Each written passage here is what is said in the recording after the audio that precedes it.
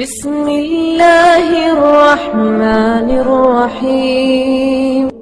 بسم اللہ الرحمن الرحیم۔ ہر ضرورت میں کافی۔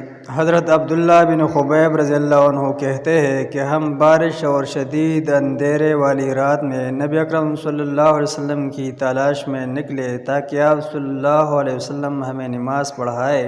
ہم نے آپ صلی اللہ علیہ وسلم کو ڈھونڈ لیا تو آپ صلی اللہ علیہ وسلم نے فرمایا کہ میں نے کچھ نہ کہا۔ آپ صلی اللہ علیہ وسلم نے پھر فرمایا کہ میں نے کہا یا رسول اللہ صلی اللہ علیہ وسلم کیا کہوں؟